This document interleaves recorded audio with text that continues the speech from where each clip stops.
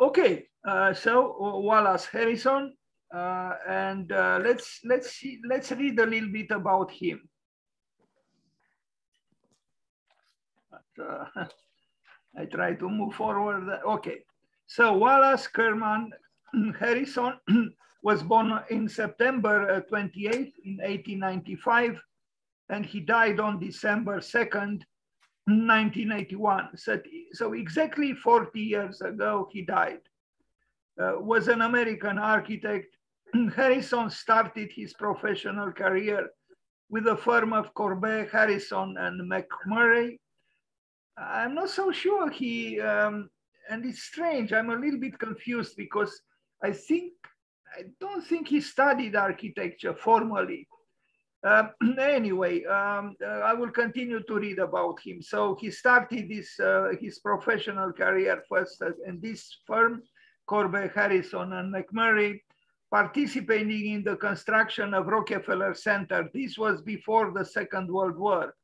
He's best known for executing large public projects in New York City and upstate, many of them a result of his long and fruitful personal relationship with Nelson Rockefeller, for whom he served as an advisor.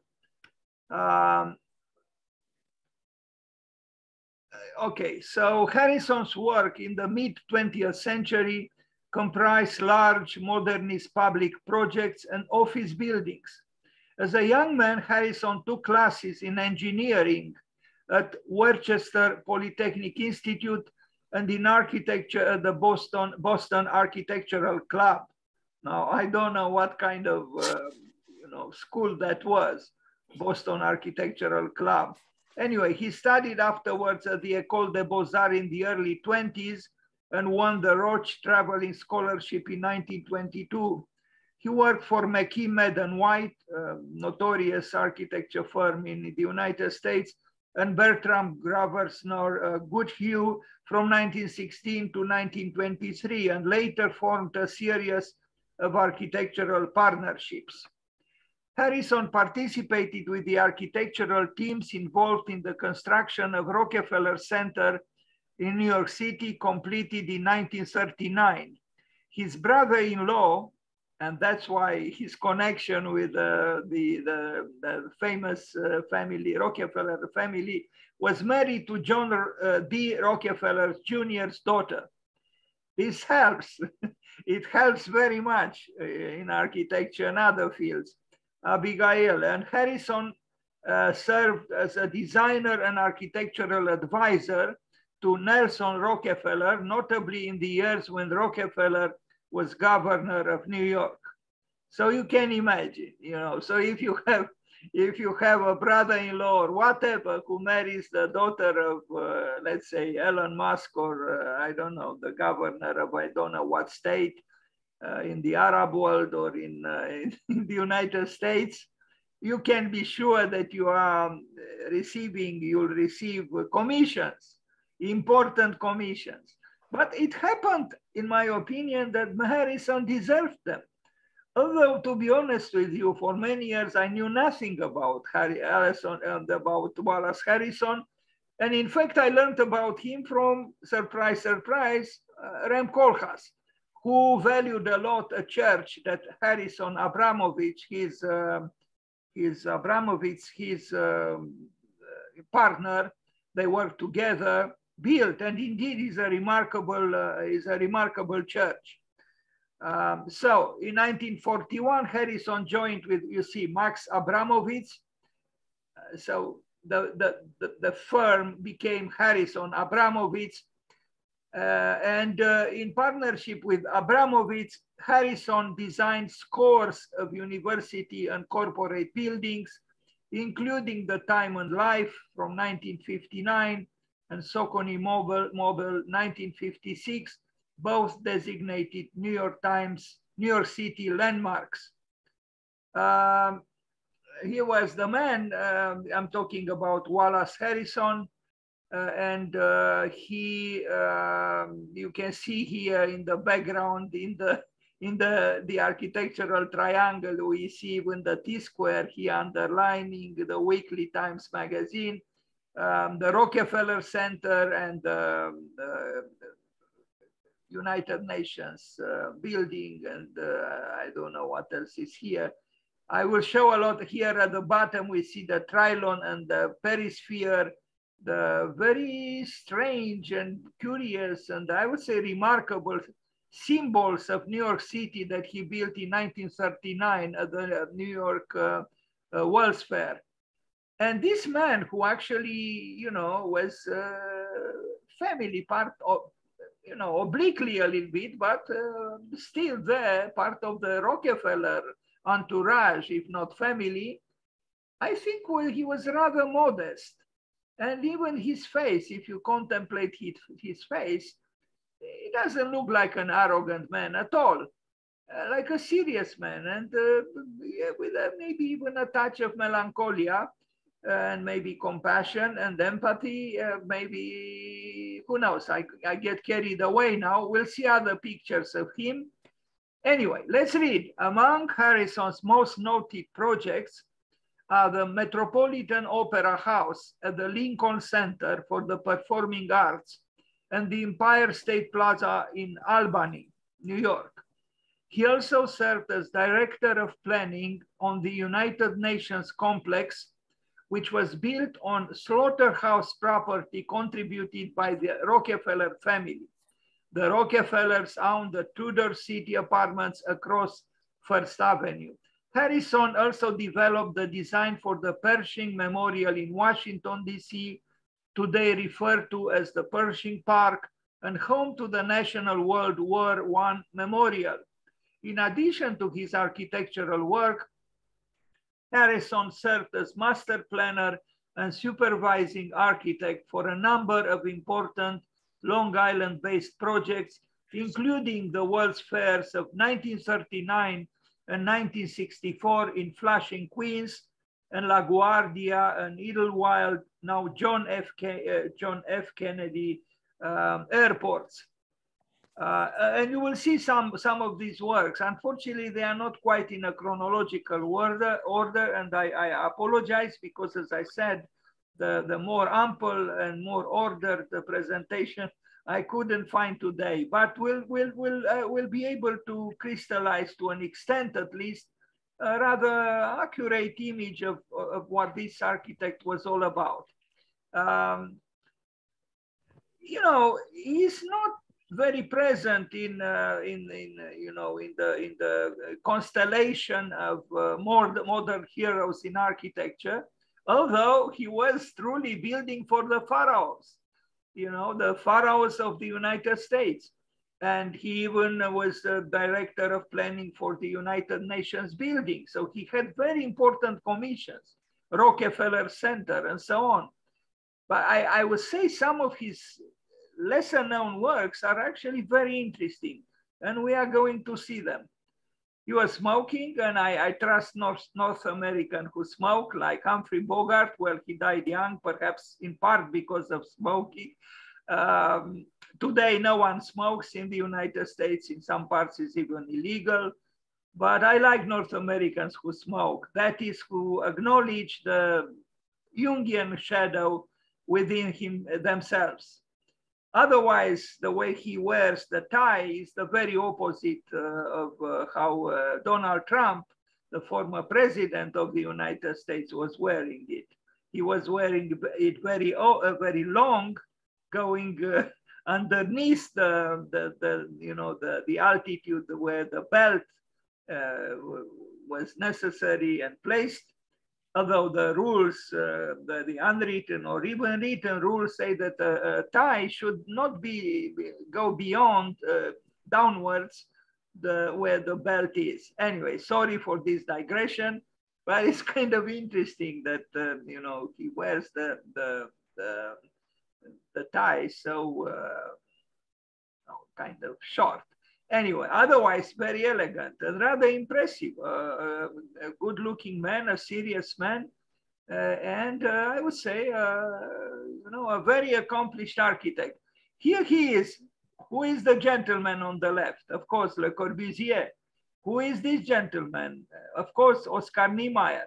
You see, even here, although he was the director of this team, I mean, he was a leading personality here, he is behind everybody. And this is Wallace Harrison, behind them. I like this fact, you know, that this man somehow, despite his, you know, position, had a certain, maybe even timidity.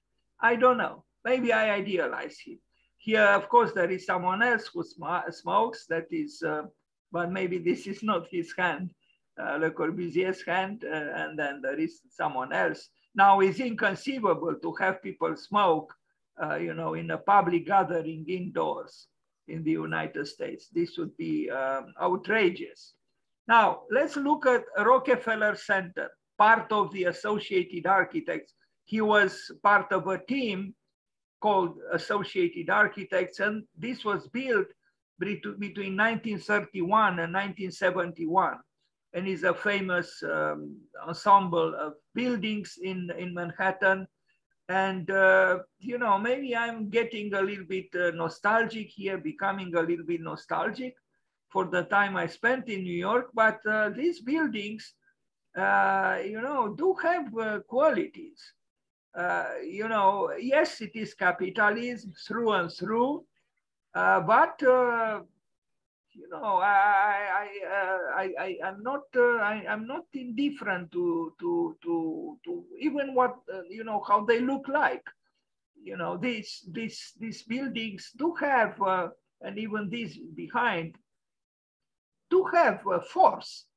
And I would say rather genuine force. Of course, it was built with forcefully obtained money. But there is even some integrity, if I can tell you so. And to amuse you a little bit, if you allow me, and also because my presentation is a little short and a little deficient, I will amuse you with a little story. When I arrived in New York City, and one of my first jobs I found was in a Japanese office, Setsuo Ito designed. And we were working, we had a job inside Rockefeller Center to change the design of an office which was acquired by a Japanese firm. And I was in charge with that project. And I went to inspect I forgot exactly, it's possible in this very building.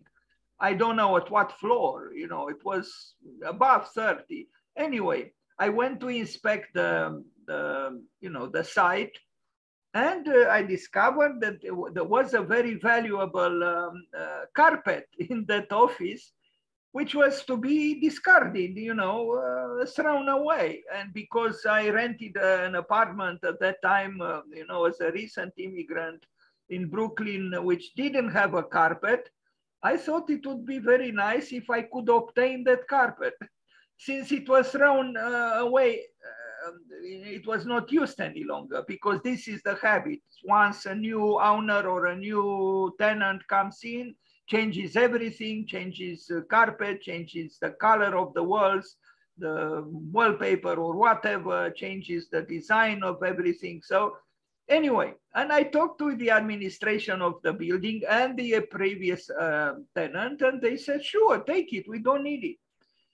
But the problem is how to remove that huge carpet, because it was huge. It was an office carpet, you know, and I didn't have a car. So I called my wife and I said, you know, Cesarina, let's find someone with a car to help me get the carpet from Rockefeller Center. And we were new in the United States, so we didn't have connections. Anyway, after some struggles, we found someone, a Romanian actually, and I had to meet him in front of the Rockefeller Center on 5th Avenue at 5 p.m. without thinking that at 5 p.m. millions of people, or anyway, hundreds of thousands of people will descend from the skyscrapers to go home, because you know, the office time was until, you know, officially 5 p.m. So I was waiting in fact, in front of the church that you see here, And there was a multitude of cars and, innumerable people on the streets. But I somehow was able to meet that man, the Romanian with the car. And he had a little car, rather pathetic, an old car, and I knew that the carpets were huge. I mean, they were wrapped, they made rolled and very long, like I don't know, 8 meters long or something like this. So we had to go inside the basement of Rockefeller Center to pick up the carpet because the people who removed it from the office told me, go in the basement. We send it by the subway, by the special elevator, and it should be there. So, I went to that man with his little car. And what was amazing is that nobody asked us for a permit or something to get inside the basement. And what was very bizarre, even more bizarre, was that, I mean, it's a city underground with several floors. It's not like, a little basement. It's literally an underground city. So it took us a long time for me to notice, to discover the carpet there in the basement. But we did in the end. At one moment, a huge vehicle from the cleaning department almost hit us. In fact, they did hit us and the car was a little bit damaged. Anyway, we found the carpet. We put it above the car, but it was like a huge, in Romanian, clătită. I don't know what the word is in English. I guess a crepe. Because it was so long, it was almost touching the floor, the pavement in the front and in the back. Anyway, and we exited, and again, magic, and surprise, surprise, no one asked us, what we were doing. We obviously left in a different way than we entered the building, because we had that huge thing above the car. So, and then it took us a few hours to arrive in Brooklyn, because he had to drive very, very, very carefully. And in the end, we arrived, and I had that carpet for 12 years, for as long as I lived in that apartment with my family. We had a carpet from Rockefeller Center, believe it or not. And I tried my best to destroy it, and I couldn't. It was, for heavy duty, office carpet.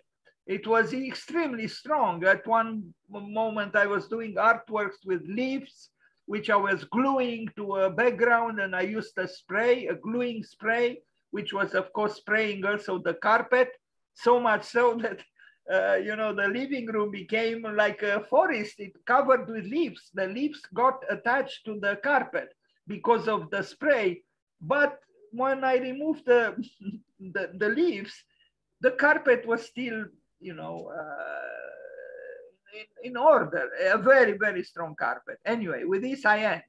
But I had been in the Rockefeller Center, and again, but this was before September 11.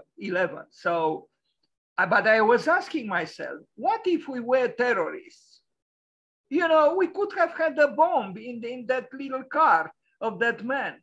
Nobody asked us anything, I mean, no, sorry. I did obtain I apologize. I remember now, I had a little card that was given to me by the administration, but the person at the entrance in the garage, in the basement of Rockefeller Center, didn't look at it. I just showed it from the car, and he was, at least 5, 6, 7 meters away from me. He didn't care. So anyway, that's it. We continue with Wallace Harrison. And yes, you can take beautiful pictures of his buildings and the whole thing, the Rockefeller Plaza. And, it's an important part of New York City. And I would say the buildings, just like the buildings of Minoru Yamasaki, which we looked at yesterday, I like them. Both have these vertical narrow windows which I kind of admire, especially in opposition to the common dogmatic, horizontal windows of modernity. No, there was obvious power at that time well, I'm saying a banality. The United States was, in a way, the promise of the world, and after the Second World War. And the work was begun before the Second World War, but we read it continued until 1971 or so. He didn't build all of them. I even don't know exactly where he worked, but it's possible that the part of the team that created this ensemble of buildings, he had an increasingly important role. So all these are Rockefeller Center, and it's still valid somehow. That is, if you accept the premises of capitalism, and you don't look too carefully of how the Rockefeller family made its money. Well, this is actually the building was I remember very well because I was passing by this. I was entering the Rockefeller Center through here. The image is not complete at the bottom, nor at the top. I could have had more material about this because it's an important part of what New York City is. But if I stir up your curiosity, you can discover so much about Rockefeller Center on the web. Now let's look at another important building where he was also an important presence to the exasperation of Le Corbusier. That is United Nations building in New York. We saw the picture with a group there, with Oscar Niemeyer and Le Corbusier. Le Corbusier claimed, he felt victimized because there were ideas taken from him that were applied in the building. This is, of course, the building, and this by Harrison Abramovich. Yes, it's probably so, but I think the work has a healthy modernism. It expresses, it's not ideologically charged. It truly emanates a democratic spirit, and is quite appropriate for what the United Nations means and should mean. Of course, here we see, Chrysler building, and what else? Here is probably Seagram building by, it looks like it, by Miss. Although, could be. Some of the skyscrapers are, similar, but that might be actually Miss. So this is the building by, well, I cannot truly say by Wallace Harrison because there was a team, but he was the director of that team.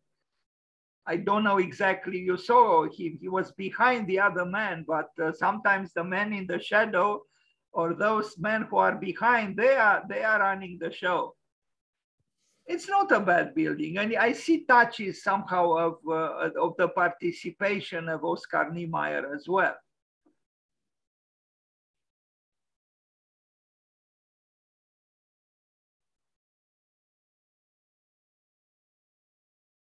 The idea to have, a building for the United Nations, I think was a good one and a valid one. And we need a dialogue between the countries of the world to have a chance to express themselves.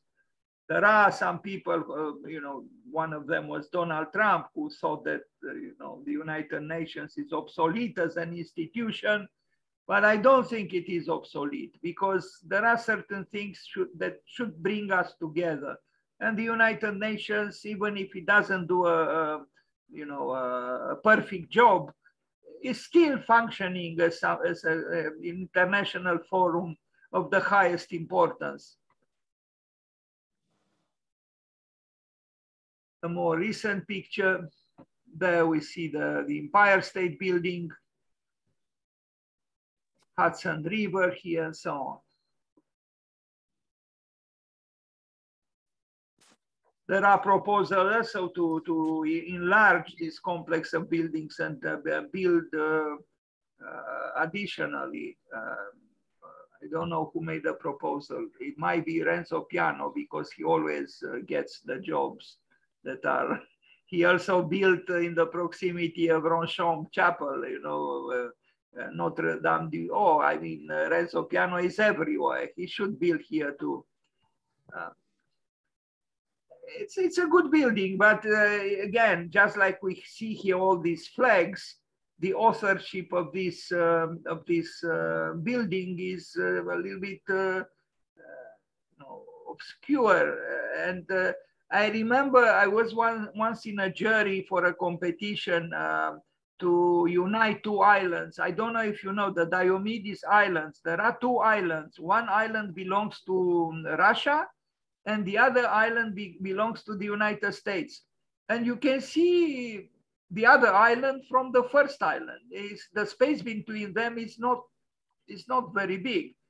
But what is bizarre is that if on one island it is Monday, on the other island it is Tuesday, because the international timeline, or I'm not an expert in this, passes in between the two islands. So can you imagine, you know, being, for example, on a street on which on one sidewalk is Monday and on the other sidewalk is Tuesday at the very same time? This is the case with the Diomedes Islands. Anyway, it was a competition how to unite them. And I was part of the jury, and one artist from Greece, she sent a project, someone else sent a project about in front of the United Nations to express unity somehow. Perhaps all the flags, he thought, should be diluted. In other words, as if you take a picture in a fog, you know. So yes, you still see some specificities, but because those specificities are not very obvious or stringent, you almost have the feeling that it's kind of the same flag. So I found it kind of an interesting idea to express that perhaps our frontiers should not be so rigid and should accommodate, you know, crossing them. I know it's wishful thinking in many ways, and it is happening in Europe. Okay, sorry for this digression. Here we see the Panam building by Walter Gropius. Now it's not called Panam because Panam ran out of business. Chrysler building, Empire State building, I don't know what other buildings are here. But this is the United Nations building, where Wallace Harrison had something to say, of course. And this is what it was, the slaughterhouse on the site before the United Nations building was built. Some low resolution pictures of can you imagine that people worked like this? You know, suspended. Although I read that in the United States, those who build at very impressive heights are not actually the white men, are Native American Indians. Only they can do this job, to work at, you know, above a certain height, above a certain floor, because the white man would become dizzy, but not the North American Indians. Of course, they are paid extremely well, but they deserve it. There are actually famous pictures with, you know, North American Indians sitting on a beam that they cantilever. If you are so kind to turn off the microphone, I hear a noise. Thank you. Okay, so the United Nations building, the flags of the world, the view of, please be kind and turn off the microphone. Thank you. Yeah, I used to know, I think Sweden donated the design this room, and I forgot who the architect was, and I should not have forgotten, but I forgot, unfortunately.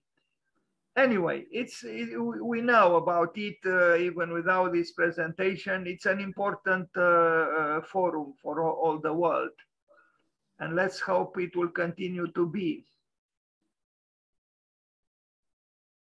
Now, we arrive at a very interesting work, in my opinion, by Wallace Harrison, or Harrison and Abramovich.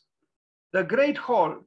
It was built for the World's Fair, but from 1964. He worked for two World's Fairs, 1939 and 1964.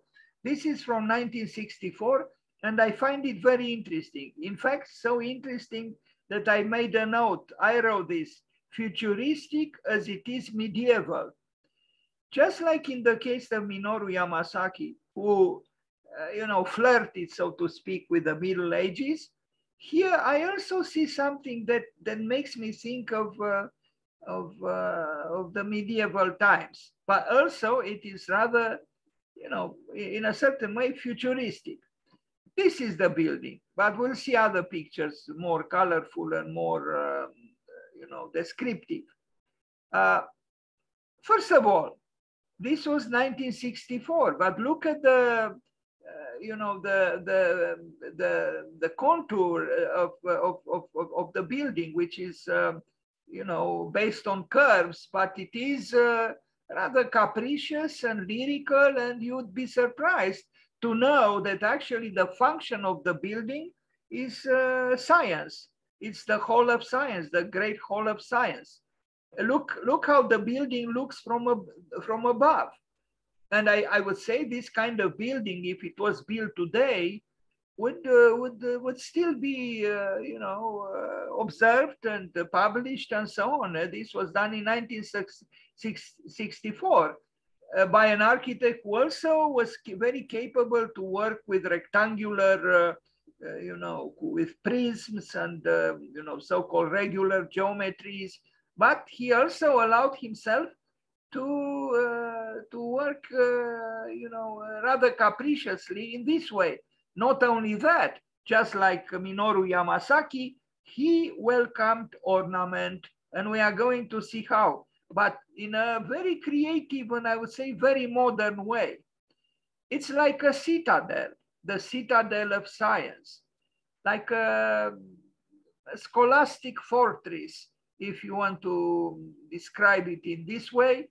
Now it still exists. So it's this building behind this one, but I guess this was built later, or maybe he built it. Like I'm not so sure. I know this building was built by Wallace Harrison, and I find it interesting for two reasons. I mentioned both. I will repeat them. One is the enclosure itself, the walls, which are, lyrically curved, and then the presence of ornament, which is creates this mysterious effect inside. It's a simple architecture in a way, but not simplistic. And he will continue to surprise us, Wallace Harrison. He was not really a signature architect, although, if one knows him better than I do, maybe you would discover some, peculiarities that would connect with his name. Anyway, look how the ornaments are, present here. Essentially, around the structure of the self-sustaining wall, there are these panels with glass, but you see, they are playful. The glass is almost like stained glass windows, and this actually creates that playfulness that yesterday I mentioned that is indispensable to creativity, and is connected with also with aleatory actions. Like here, this is not rigid planning. The structure of the walls, well, besides the fact that it is undulating, is coherent and logical and so on. But the decorative parts allow for additional playfulness and capriciousness. And look here, an image of, I don't know, these people are repairing something, or I like the fact that at that time in 1964, mid-century, Wallace Harrison, indulged in this kind of playfulness. It's something I think actually worth applauding. So this is the Hall of Science, the so-called Great Hall from 1964. Now we arrive at, and sorry, as I mentioned at the beginning, I show the works kind of randomly, not in a chronological order. And I have the desire now to recreate the presentation. But we go now back to 1939, when he created what they were called the symbols of New York City, the Trilon and the Perisphere. So we are before the Second World War in 1939. And he truly made something, I would say, very, very surprising. And I will try to explain why. So here is the Trilon, a very narrow and tall, triangular pyramid, and the sphere is called the Perisphere. But the whole thing here is made by him, or was made by him and Abramovich, and the buildings were huge. Look here, these are the silhouettes of the human being inside the Perisphere. And you access the Perisphere through a very long ramp, going around the Perisphere and arriving here. I mean, it was a massive architecture. You can see here elegant people from 1939, but this is a futuristic visionary architecture from before the Second World War. I think this would have been admired also by Ledoux and Boulez. I mean, what he did then is truly amazing, almost alarmingly amazing. And I wonder about the symbolism. I was always obsessed, not obsessed, but interested in the pyramid and the sphere, especially when they are together. Why? Because the pyramid is the paradigm of stability, and the sphere is the paradigm of mobility or instability. And when you bring them together, you have the conjunction of opposites, mobility and stability. And I don't know exactly why he made them like this, but as you can see, there were, distinctive presences in this 1939, large campus of the World's Fair before the Second World War. Unfortunately, they do not exist any longer, but they were considered at that time the symbols of New York City. And this was the Perisphere. You see people, they were contemplating the future. It was surprisingly, when you consider that it was before the war, not after the war, it was still the world looking up to a, imagined brilliant future. We all know what happened in the Second World War. Who could have imagined being inside the Perisphere and inside the World's Fair from 1939, that so soon a devastating war would start, and that the United States would use its resources, significant resources, to develop the atomic bomb and then crush Japan in a deadliest way twice, with Nagasaki and Hiroshima. But you see, it seems history, the human history, doesn't follow a rational or logical path. We could expect anything to happen. Who would have thought at that time, looking at the buildings by, Wallace Harrison, that a devastating war would start, a world war. And yet it started, and in fact, very shortly. Yeah, so these were the buildings and what he built. And, you know, this is an architecture, again, which is timeless, which could have been built even during the 18th century at the time when Boulay and Ledoux lived, or it could have been built in the year 2050, or in the year 2000s, or in the year 1939, when they were actually built. And this was the project, or sketched, the drawings. And I show them to you because something very strange happened, and you'll probably not believe me. But I try to be honest, although like any human being, sometimes maybe I'm not as honest as I wish I was. But I try to be as honest as I can. And I will tell you a story that it's very possible you will not believe. Please look carefully at this project. You see at the bottom, he actually worked. You see the, you know, they were called inventors, Wallace Harrison, and he worked with this person.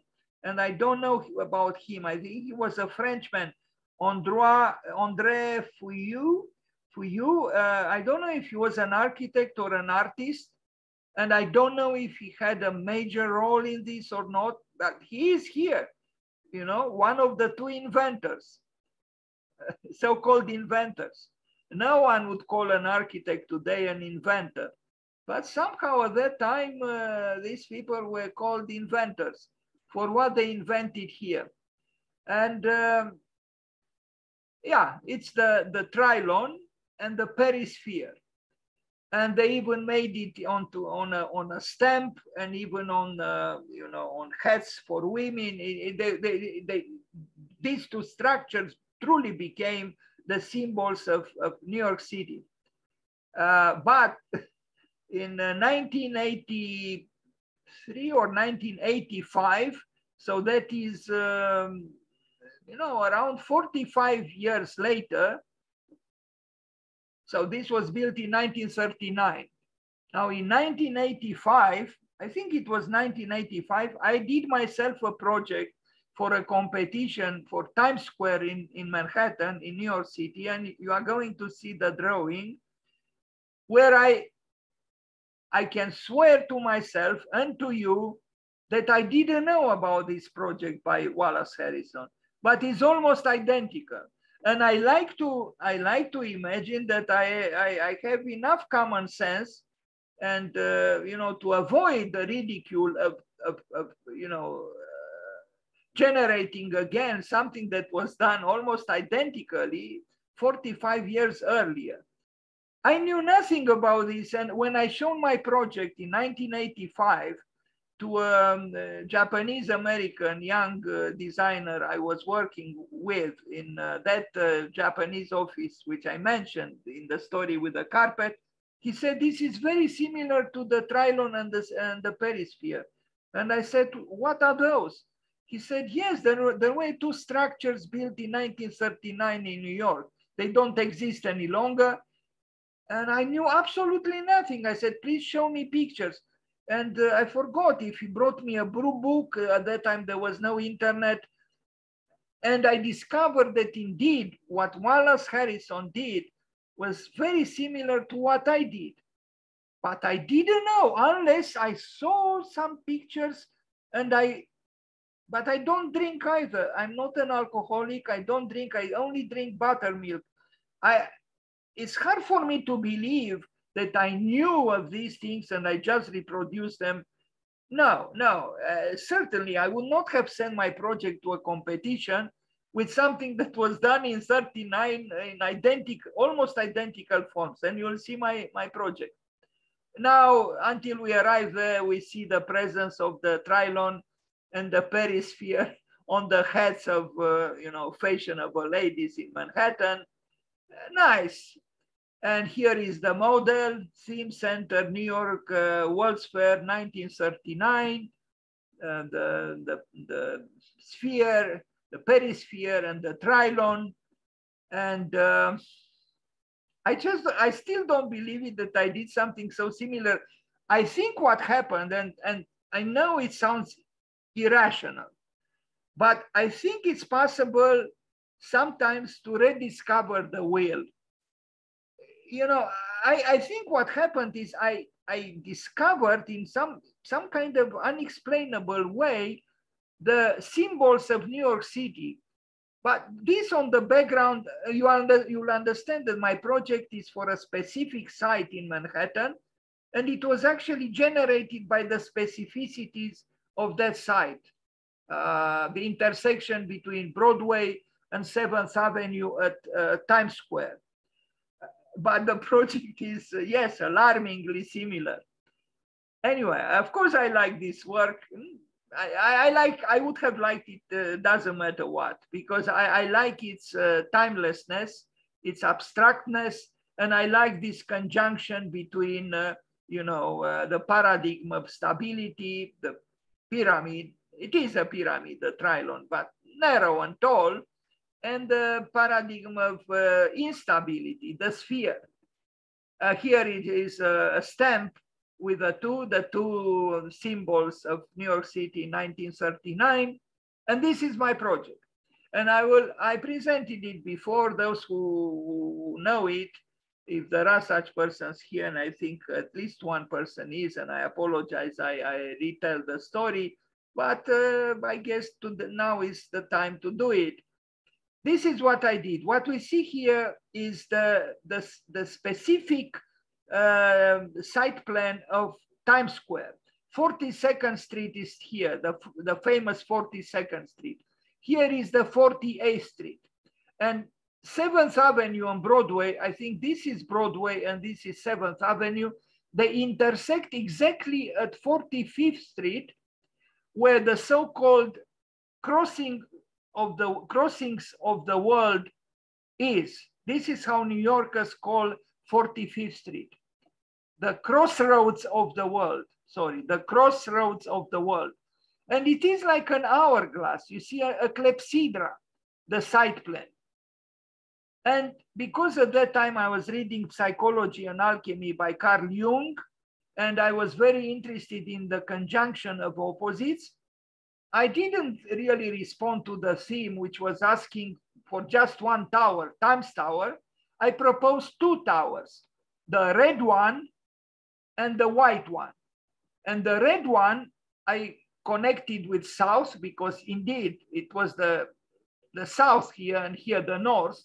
So I was trying to work with symbols, the red symbolizing the king, fire, sulfur, the sun, and white, the white tower symbolizing the queen, Mercury, the moon, and water. As I said, I was influenced by that beautiful book by Carl Jung, Psychology and Alchemy, where he talks about the conjunction of opposites, how to unite fire with water, how to unite the masculine principle with the feminine, red with white, fire and water, the sun with the moon. So I proposed two towers, the red tower for the sun, the white tower for the moon, the red tower for the king, the white tower for the queen, the red tower for sulfur, fire, and the white tower for Mercury. I thought for this place was kind of appropriate what I did, because if you look at the site plan, if you would have, I don't know the English word, if you project the tower on the site plan, it meets the other projected tower on the site plan exactly at 45th Street, at the intersection between 7th Avenue and Broadway. I was always confused which one is which. Let's say this is 7th Avenue and this is Broadway, and they meet exactly at 45th Street.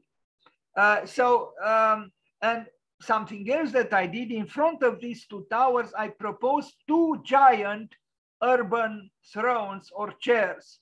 In front of the red tower, dedicated to fire, south, the sun, and so on, and the king, I imagined a giant white throne or chair on which the red king sits.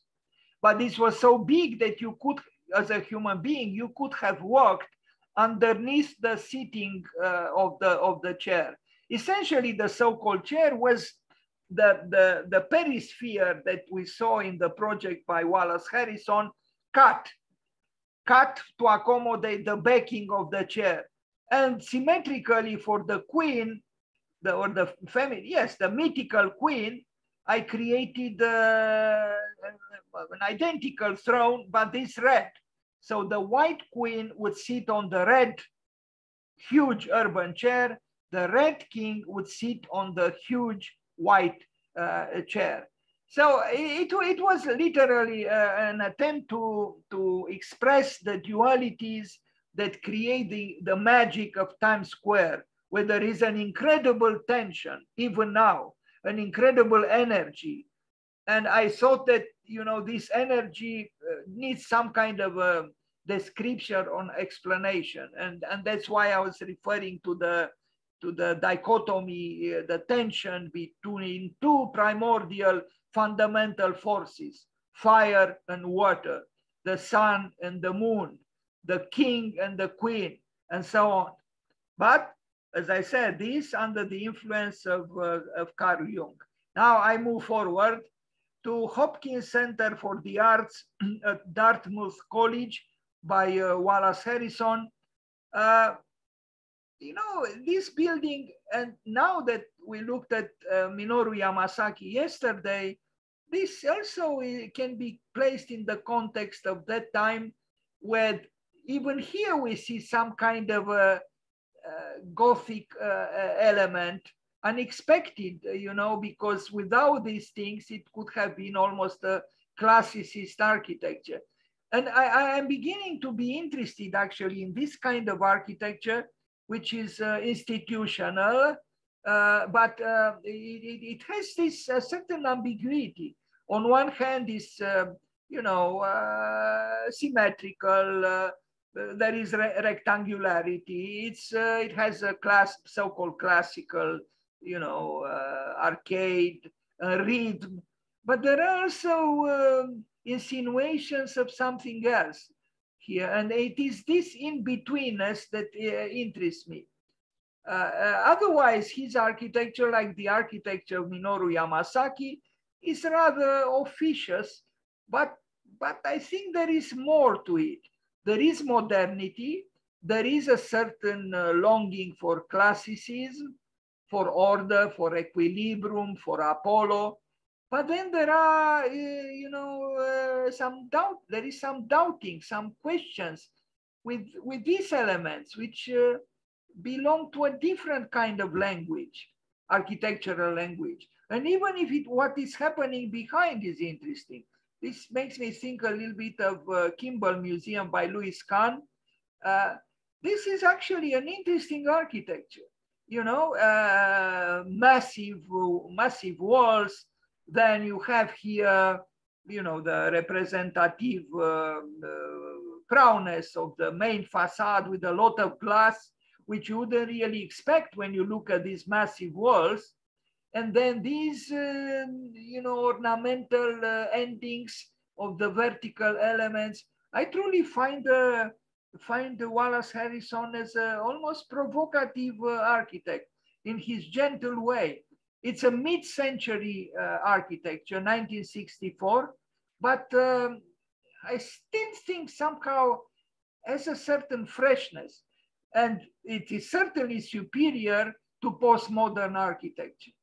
You know, what is happening here is banal. I have no comments and was not done by him. But this is an architecture that is, it is classicist, and it is also modern. And I actually find it interesting.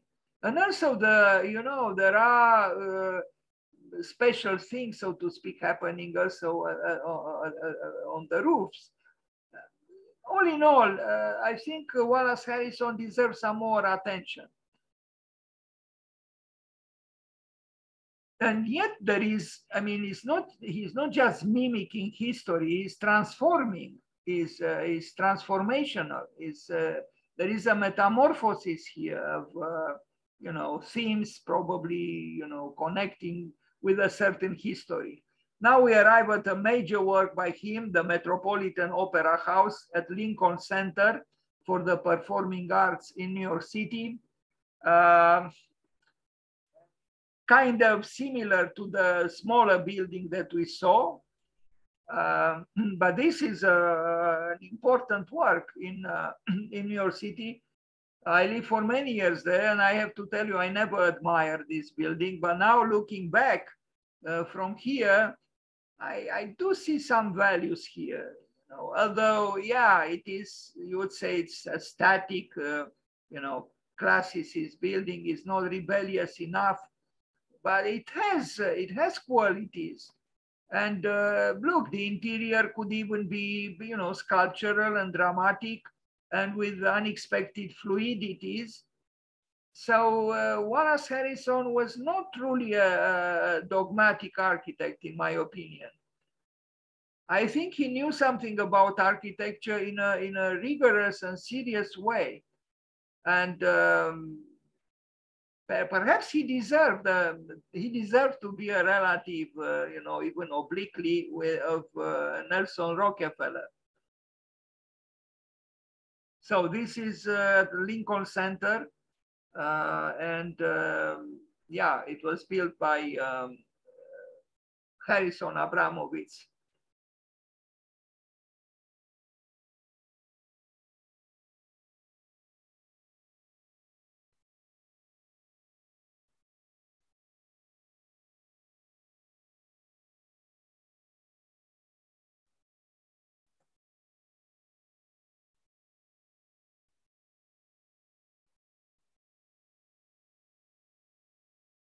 I like this picture. Unfortunately, again, Alami exasperates me with the you know, screamed, you know, authorship.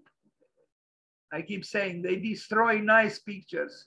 Of course, they have the originals, but this is what I am able to find on the web, like a poor mortal. Here is the building, seen in its, you know, this is an accurate image with it.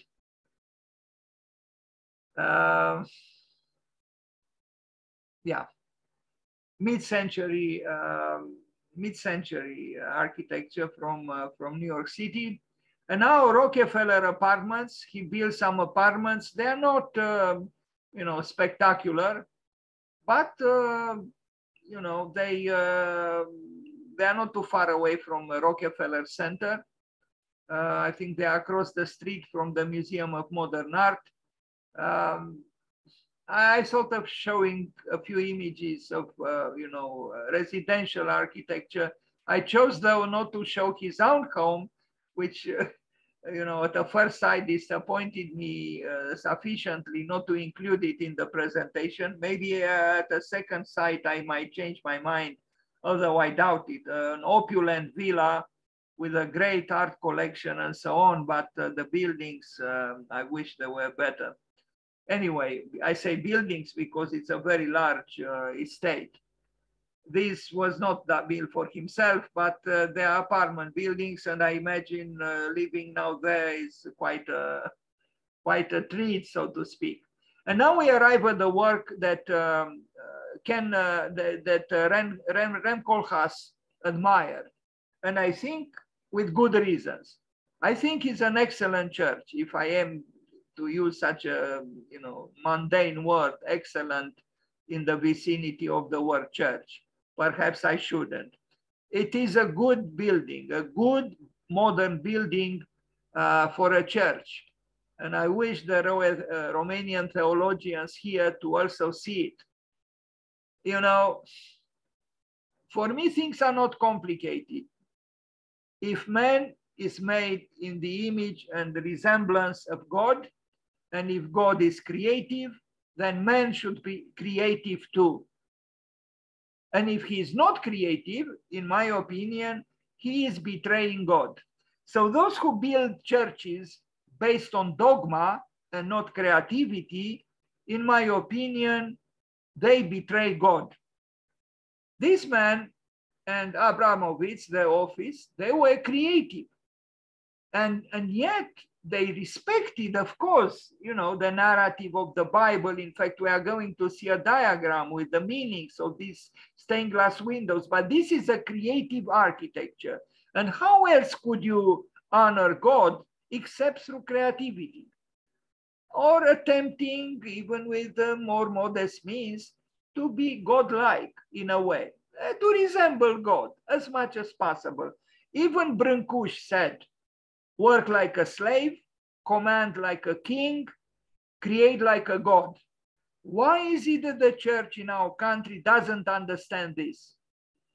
To me, it is terrible what is happening in Romania, absolutely terrible. So many meaningless churches built. I mean, here is just one building built by an architectural office, mid-century in the United States. But my hope and my exuberance is alive again, because the building is creative. That's why. Okay, maybe it's not a perfect building, maybe it's not really a masterpiece, but it has qualities. Look at this. This is a transformation of the Gothic impetus for the above in modern terms. And I think it's very dramatic and is very uplifting and is mysterious, is structural, is dark enough to suggest a church. It's a good building. And look, if I am to read what is happening with the glass parts, the south side of the nave depicts scenes from the resurrection. Near the center, slightly above eye level, may be seen the empty tomb in the blue glass, number 11. Emanating from this is shown the angel as lightning, number 12, which stabs the sky in 3 directions. Figures of the women, number 13, and the frightened centurions, number 14, may be seen to the left and right of the tomb. A Roman's horse, 15, in blue glass is shown at the far right. Again, at the top left of the scene is the suggestion of the holy city, number 16. The large bands of red on the left side symbolize sunset at the crucifixion, 17, and sunrise at the resurrection, 18. To me, this is architecture, where you transform, you connect with the past, you connect with the sacred text in this case, but you adapt it to the present in contemporary terms, as you should. You cannot continuously repeat the forms of other centuries. That's not creativity. It's stagnation. And stagnation is against life, and stagnation is against God. So to build like we build the so-called Cathedrala Mântuirii Neamului is actually, sorry for the strong words, to insult God. That's what I believe. We are insulting God. But this is not what Barcelona does, which Barcelona understood by continuing the work of Antoni Gaudí in terms of the present, because they don't copy the manner in which Gaudí was working. And yet they continue his work. And why is it we don't understand and we don't emulate and we don't inspire ourselves from what the great city of Barcelona, which knows a lot about culture and creativity and art and architecture, does? Why? Look at this. You know, you are curious. You feel alive because yes, it's an original work. It's an original work which is still respectful and affectionate towards the narrative of the Bible, but in contemporary terms, as it should be. Bravo to them, bravo to the architects, and bravo to also to Rem Koolhaas, who acknowledged that this is a very good building, and it is. Now, I didn't yet see a church designed by Rem Koolhaas, but I am still hopeful that one day he will build it. Besides building now, large department stores, he who said it, shopping is the terminal of all human activity. Clearly, representing, resistance, and even, well-declared criticism. But then, where is a church built by Rem Koolhaas? I didn't yet see one. Okay, but I look at the building he admired, and I think with good reasons he admired it. So maybe, when we like something, that says something about ourselves as well. It's a good building by Wallace Harrison, and even, just for this building, it is worth knowing his name, mentioning it, and paying homage to him.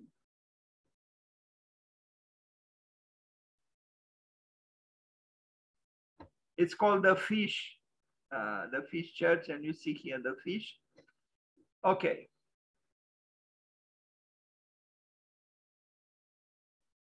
Here he is, like an artist.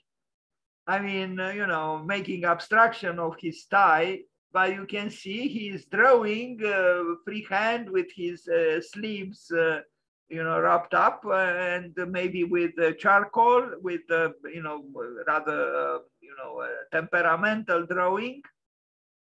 I like this man. I think, he has other buildings that I don't know of, but obviously he had an artist in himself. You see him right clearly here, and he was struggling for something, and the building for this church shows it. It's also very possible that this man, who was associated with Nelson Rockefeller, was also a man with spiritual concerns. He was not a superficial man. He was not a mundane man, and it was shown on his face, actually. And in the discretion of his position at that grouping of important people talking about the United Nations building. Yes, Rem Koolhaas had all the reasons to admire this building. It has integrity, it has surprises, it has structure, it has light, it has narration, it has everything. Now we arrive at another work, rather mysterious. I only have 3 images, but I'm not indifferent to what I see here. Built in 1953, it's an auditorium. Look at this, it's very simple in a way, but he brings here what we saw in that science center that he built in 1964. This was in anticipation because this was built in 1953. What could this be? Like an open book? Could it be like a symbol of knowledge, or a symbol of, again, maybe even the unexpectedness or rebelliousness of art? I don't know. It's very simple, but it's not simplistic, I would say. It's rather mysterious. It could have been this, even a chapel or a church. It's a theater now. Or this could be a curtain, the approximation of a curtain, but through the symbol, through abstraction, symbolized through abstraction, as it should. It's an interesting building, I would say. I only have 3 pictures with it, and now we go to a tower in Cleveland, Ohio, 1963. Just like Minoru Yamasaki, he built towers too, different from Minoru Yamasaki, but I wouldn't say that this tower is the most banal tower ever seen. It's not, maybe highly original, but it has a certain distinctiveness and dignity. He didn't build this here, but he built the tower.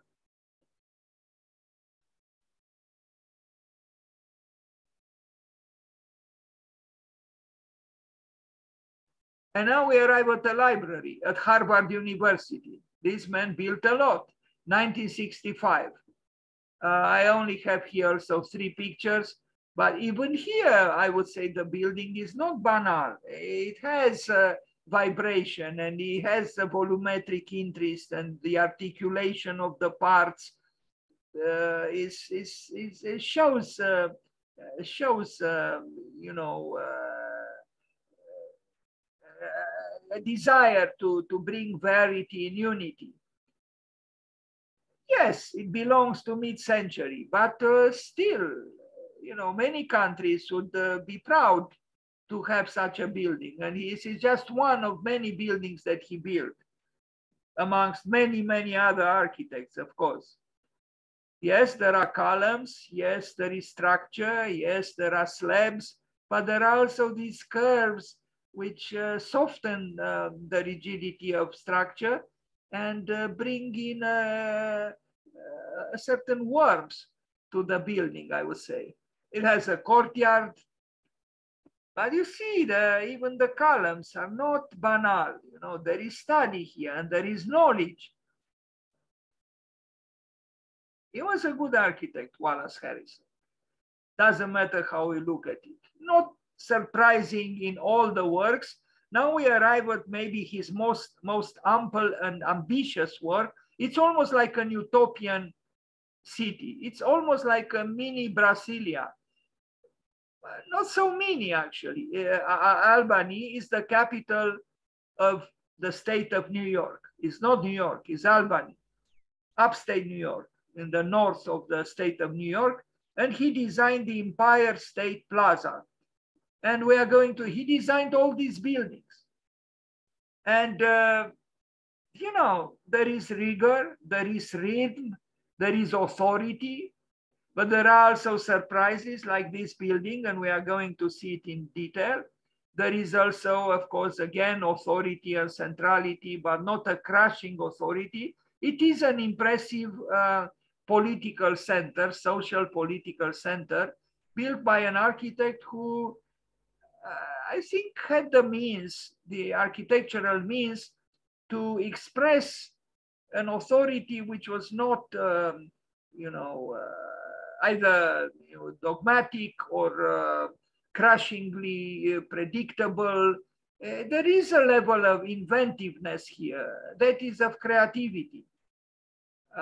We have Alexander Calder, perhaps here, the sculptor in the lower right corner. And he designed also this, which probably would have been admired by Brancusi. So all these buildings were designed by Wallace Harrison, including this one here. This one.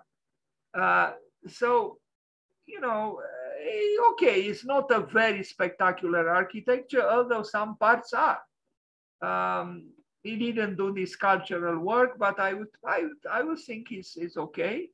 And you see, there is, I see some hope actually in these works that, you know, it's a capitalistic city, a capitalist country, a capitalist architectural work, but there is also the promise of a blue sky as it is in this picture. And there is also the promise of democracy. That democracy couldn't dispense itself from order. So there is order in what he did here. But there is also the, you know, the ambiguity present in the egg, which was also designed and built by him. And look at the, you know, we'll look at the section, we'll look also at the built work. And I really feel that a sculptor, maybe it was inspired by The Beginning of the World by Brancusi or other works by Brancusi, I don't know. He was very knowledgeable about art and had great artists were his friends. He collected art, and he was some kind of an artist, maybe a closet artist himself. I don't know if he painted, but you saw him there with a sleeve rolled up, drawing energetically in his studies for the Fish Church. And even the name of the buildings, the Fish Church, here is the egg.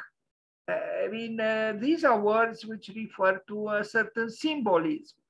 And look at the building. You know, it's sculpture and it's building at the same time.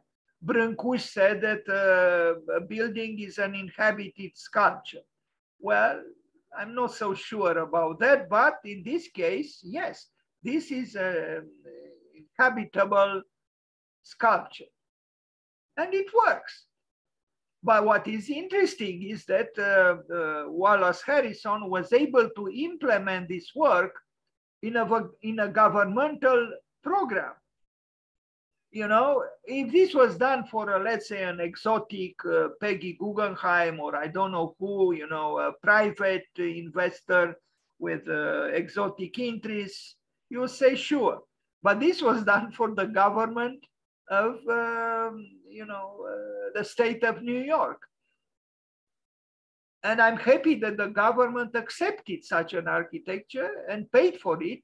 And I'm happy that Wallace Harrison did it, conceived it and built it. Good.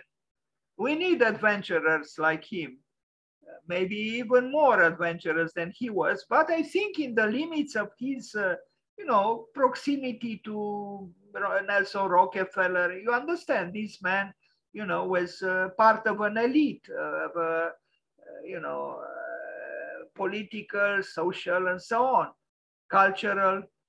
And yet, the artist in him questions sometimes things, and this is one of the examples. Bravo to him, and bravo to the state of New York. As I said, that they, you know, they didn't just build, you know, in a predictable and banal way. The sky is dramatic, and this probably was photoshopped or something, or maybe not. But Wallace Harrison, an architect who is known by very few, and myself, I learned about him late. In 1985, when I made that project, I knew nothing about Wallace Harrison. But I'm glad I know now, because while he is not truly one of my preferred architects, I don't think this architect should be ignored. In fact, I want to study him more for the next paying homage to him in September next year. So, because we have here power, clearly, we have authority, we have a certain level of inventiveness, and it's this mixture between you know, the order which, you know, a society that respects itself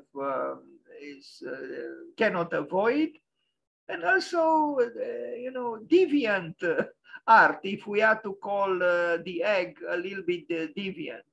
He also did this. Not everything, maybe. I mean, how would you connect this building, the aesthetics of this building, with the aesthetic of this building? With some difficulty. But still, you know, he attempted to do something, and I was once in a car going through Albany, and I saw from afar, not so much from afar, but from the car, and it looked impressive. It's monumental. You feel the will of the architect here. You know, there was an architect here. Now you might not agree with everything he did, but there was an architect. And in this case, I'm glad there was. And in this case, perhaps Frank Lloyd Wright would not have said what he famously and humorously said, that nothing wrong with architecture except the architects. Thank you.